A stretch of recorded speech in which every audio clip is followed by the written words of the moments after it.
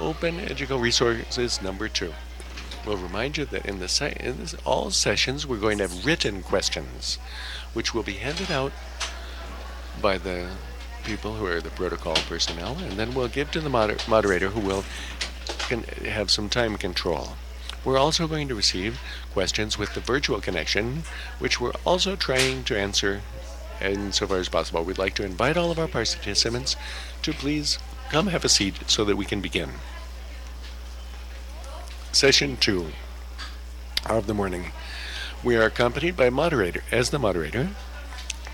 Dr. Marcial Rubio Correos, the rector of the Pontifical Catholic University of Peru, and also Vice President of the Andean region of the IOHE, and also University of the Polytechnic University of Spain, Michelle Turner of Creative Commons of Germany, Carolyn Botero, leader of Creative Commons in Colombia, Ida Olarias from the Veracruz University of Mexico, and new president of the IOHE for 2009-2011. Okay. Please, we'll start now.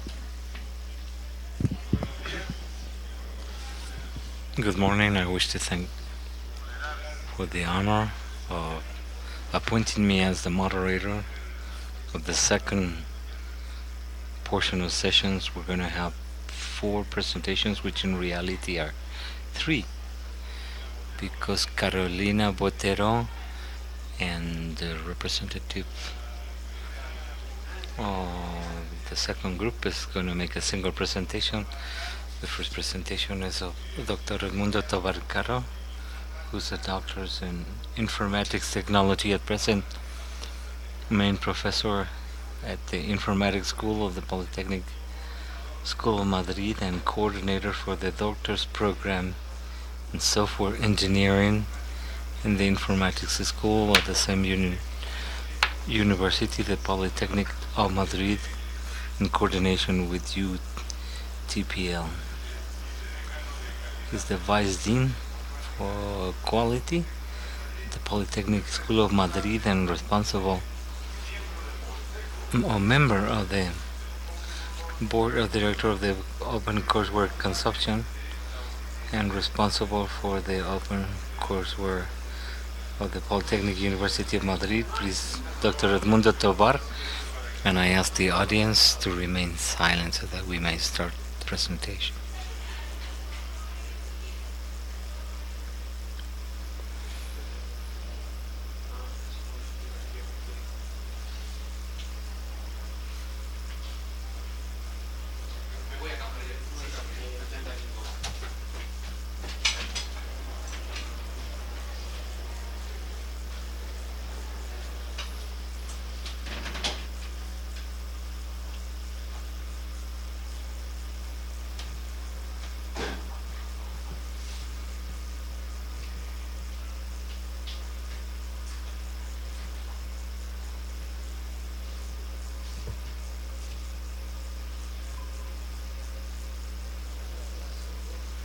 Good morning to all of you.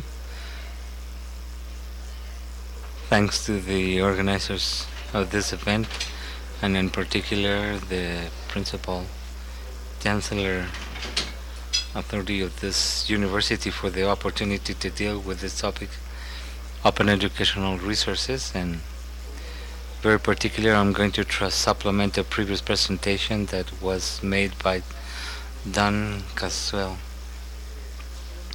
about this topic, and as a direct member of Openware and as a member in my university on this issue, I will try to give you an overview of the infrastructure that is needed in order to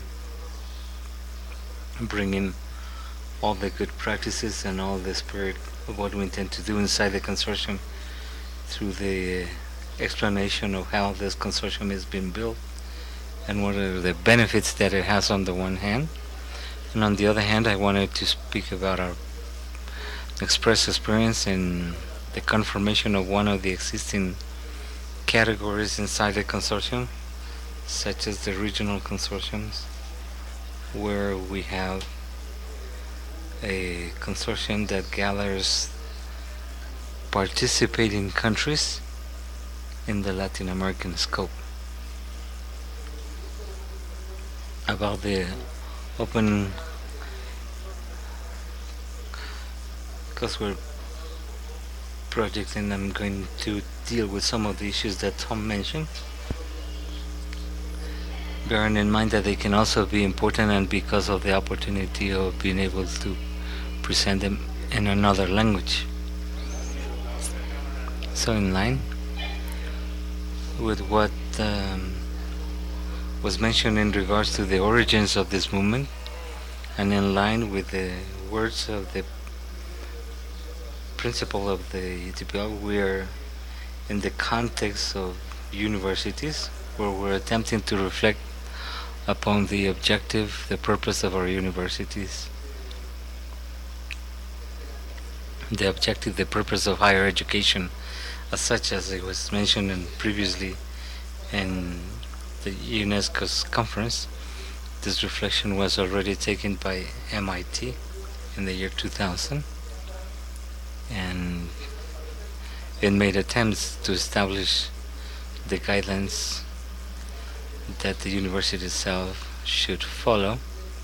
A committee was formed with teachers that had to study with the support of consultants in an attempt to determine the strategic direction of that institution.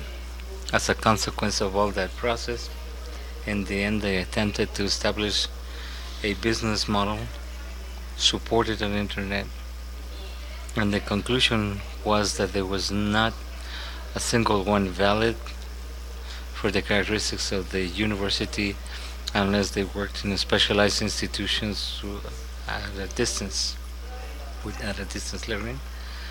That is the conclusion that was arrived, and that was the consequence of the attempt, and they all were working around the objective of the university. I bring you this phrase: to advance knowledge in ways that will best serve the nation and the world.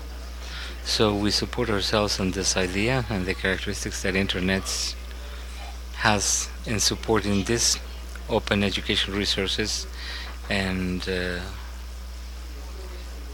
this idea became well grounded using technology in order to share educational materials.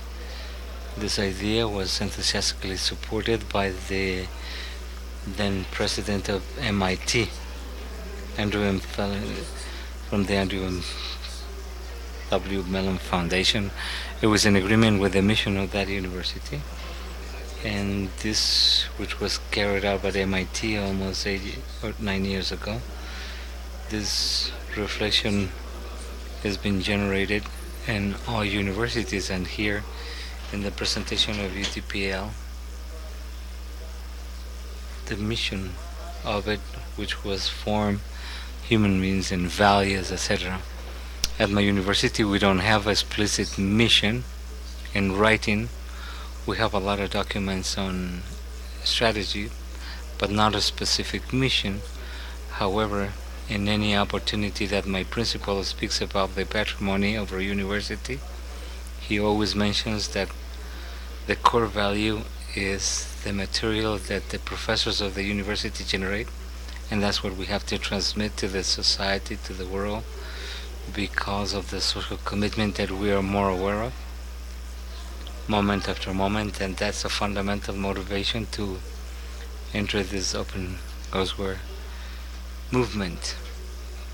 So it has to do with the reflection of each institution, the execution of this exercise, and this movement is in line with the strategic objectives and the mission that they have devised for themselves.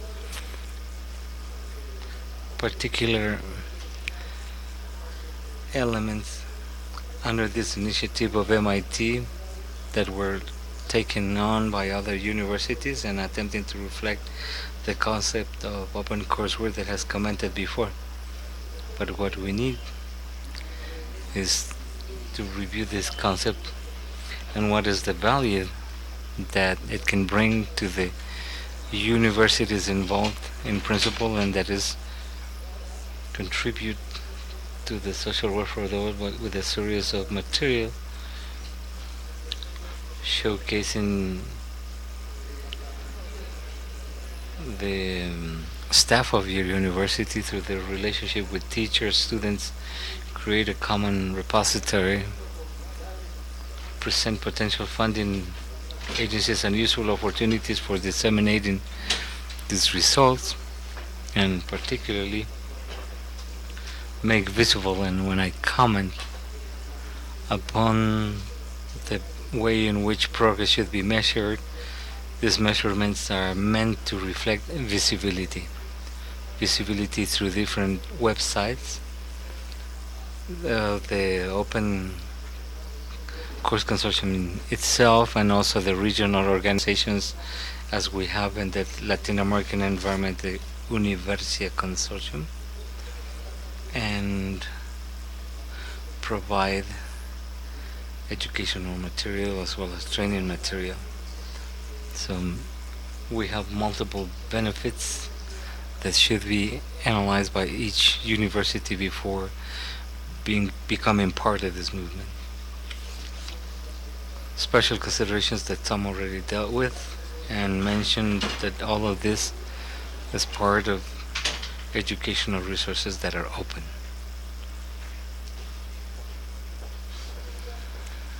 I wanted to comment, and my apologies because I am attempting to supplement earlier presentation and highlight those issues that could be of interest to you. And a summary, it's not a distance learning initiative. It may have different usages. In order to attempt to identify who are the possible users, we could perhaps go back to a survey that was made in 2005 by MIT. This was an assessment or evaluations process that used surveys, focus groups, and other methodologies, but the fundamental thing is that in order not to put in a special category this use of these elements since 2005, and according to MIT, the distribution of profiles of people that were going to use this material were for self-learning processes, but not only that, but also as material for the preparation of the programs for teachers themselves, or supplementing the training or education of students that were following programs of MIT itself, the distribution of the academic knowledge, and I'm speaking specifically of MIT's, these materials, and through this map we can reflect the dissemination and usage of these materials all over the world.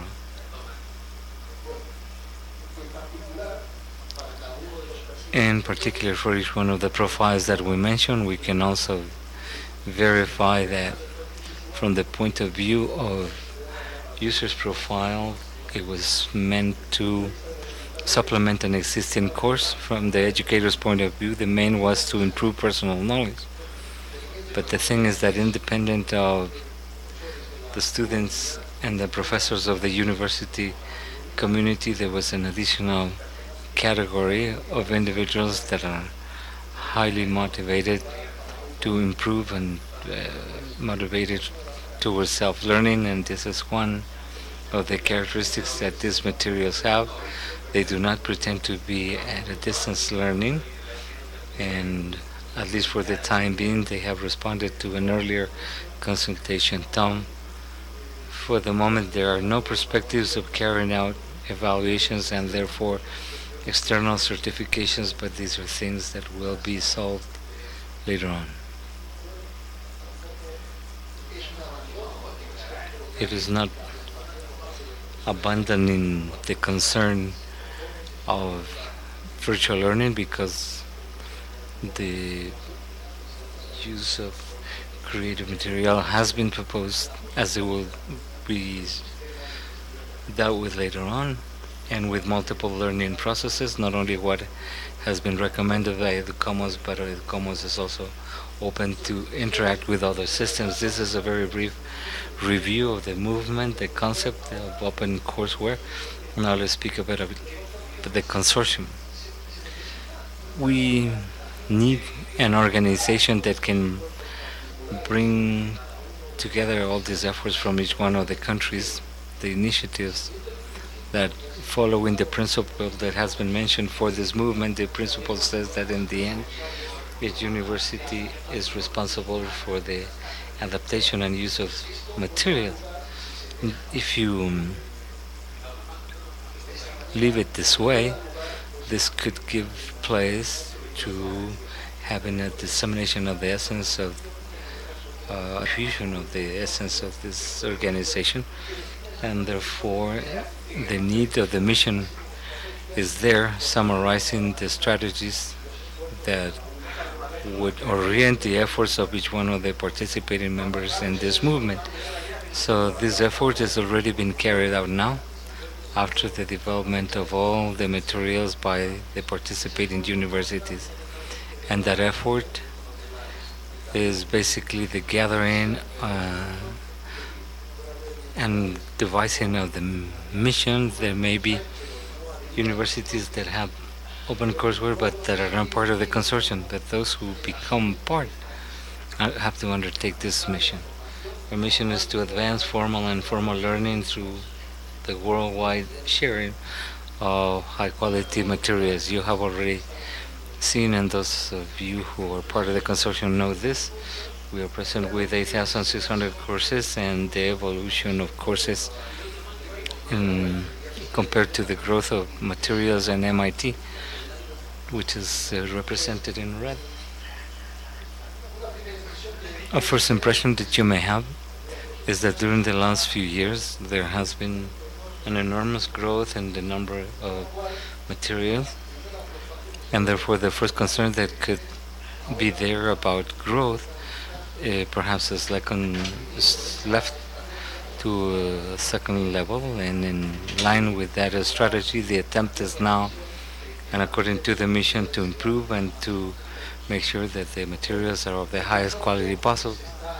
The consortium this year has reached agreement on the different categories of participation, and there we have institutional members who undertake the commitment of, at minimum, to publish 10 subject matters in an open manner and following the guidelines of the movement.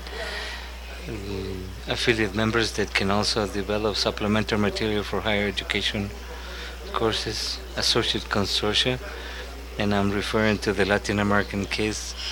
This is Conferencia, the one that sponsors Conferencia, and then other corporate members that can provide other services.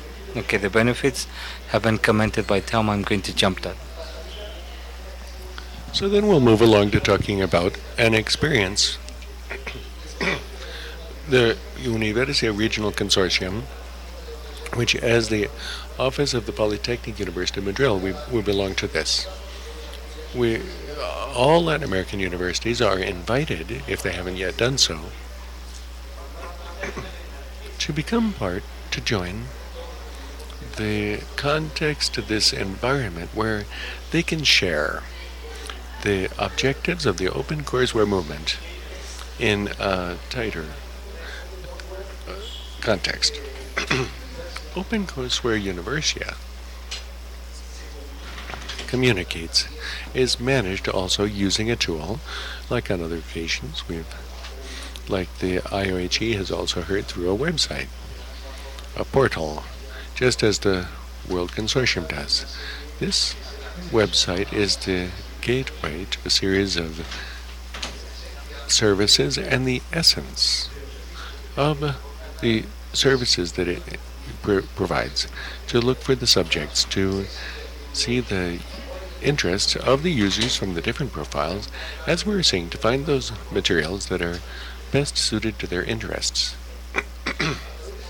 Through this website, we link to each of the sites of the universities belonging to the consortium. The goals of this absorption are, first of all, to group regionally in the movement, trying to have cultural and geographical affinity in the Spanish American, Latin American area.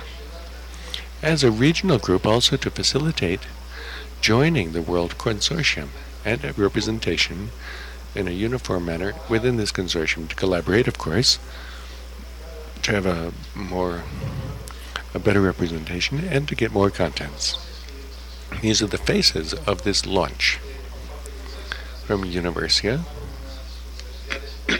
we're promoting universities attempted to disseminate their practices to the rest of the universities in Spanish, and then in Spain, and then in Latin America, and then spread from the consortium to the other universities.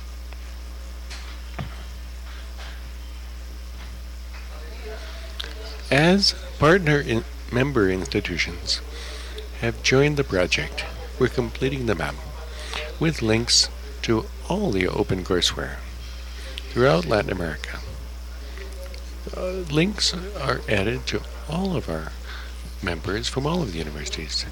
The situation, as common policies, we see that there are no obligations, but the purpose of forming a group is to determine a series of common recommendations in the processes and the natural tasks of an open courseware university office. From this standpoint, there are three profiles. When you open an office within a university to handle all the materials that are going to put out as open courseware, and there are three aspects. One is the educational aspect.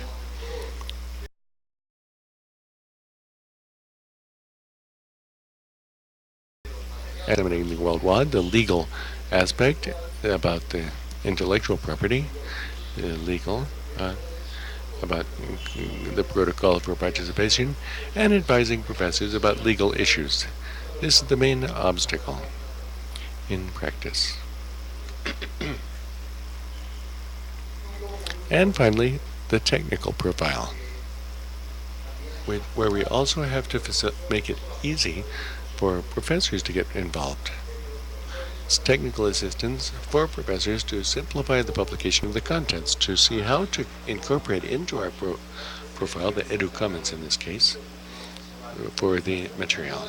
The current status is that we have a group of 99 member universities. 43 of them in Spain, and the ones in the rest are Latin America. There's the distribution. In red is the space in the worldwide consortium. We're now 28% of the worldwide consortium. Here's the evolution of publication of materials and hits and downloads, where ultimately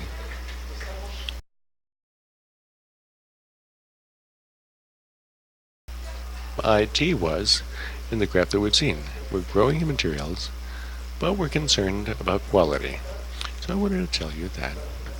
In closing, I wanted to tell you as well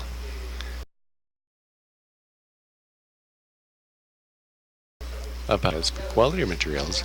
In this last year, we've had an initiative to see what is the status and the opinion of these universities. In this initiative, we've had to prepare the questionnaire model for evaluation, for assessment of the status of Spanish universities. We have circulated a questionnaire even to the professors of UTPL, where we saw what is the representativeness of the profiles in the different offices, and then issues regarding the staffing of each of these offices in each university, if they have their own allocated budget or if it's delegated from other vice rectorates, what types of support the university gives these offices, to see what the current status is. From these samples, this sampling, what we have found is that not always, or perhaps the opinion of current participants in Spanish universities doesn't necessarily match with the overall strategy of the consortium. That's why it's important to progressively agree which direction to take. presence, the reference of the leadership that the World Consortium is taking now and all of these initiatives. With different uses, we have carried out a study about all of the indicators that should be taken into account to evaluate the quality of materials as well. For example, for initiatives that are taken as prizes for the best materials published in open courseware, or simply for recognition of the professors who are participating to motivate each of them. All of this is the purpose of the study that we carried out.